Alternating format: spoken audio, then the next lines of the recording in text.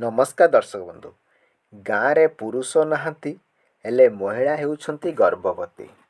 दुनिया रे एमिति एक गाँव अछि जोंटी पुरुष नाहांती। पुरुष नाहांती कहिले हेबो नाही, गुटिए भी पुरुष नाहांती। किंतु बंधुगण, पुरुषଙ୍କ बिना नारी माने माँ होई जाआंती। तेबे अनेक समय आपण माने शुणिथिबे पत्नीटीए माँ हेबा पई स्वामीर यथेष्ट आवश्यकता थिबार कथा। हेले एही ग्राम रे घटना पूरा भिन्न घटिथिबा शुणिबाकू मिले। आपे आपे महिला माने किपरि गर्भवती होई जाआंती, आसंतु ता उपरे नजर पकाइबा। आफ्रिकार एक अंचल एमिति एक गाँव अछि जोंटी पुरुष मानकू गाँ भितरकू जिबाकू बारण होइछि। एही ग्रामर गत 31 वर्ष धरी एही ग्रामर महिला माने निज जीवन एकाकी बिताइथिबा शुणिबाकू मिले।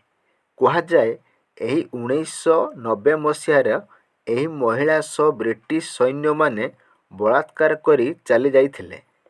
हेले महिला माने पुरुषଙ୍କ ମାନଙ୍କ हिंसार शिकार होइथिबारु सेमाने लुचि रहिथिले। किंतु बारंबार महिला ମାନଙ୍କ सहित एपरि हेउथिबारु महिला माने शेषरे बाध्य होई नेइथिले एक चरम निष्पत्ति। आउ हाँ, सेथिपाई महिला माने गाँ मध्यकू पुरुषଙ୍କ प्रवेश उपरे रोक लगाइथिले। गाँ भितरकू कौनसी गुटिए पुरुष जेपरि प्रवेश न करि पारिबो सेथिपाई नेइथिले कड़ा निष्पत्ति। एही ग्रामर महिला माने एकाकी निज पिलामानकू नेई अजणा जीवन काटिथांती। पुरुषଙ୍କ बिना जदिओ महिला माने तिष्ठि रहिबा कष्टकर, किंतु तथापि एमाने सेई जीवन बिताई थांती। तेबे जेपरि एमिति अनुभव हुए, पुरुषଙ୍କ बिना एमाने पुरुषଙ୍କ अनुपस्थितକୁ केबे अनुभव करि पारंती नाही।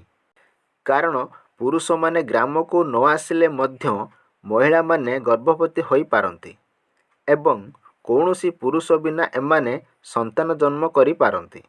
ए महिला माने शारीरिक संबंध मध्य रखी थांती।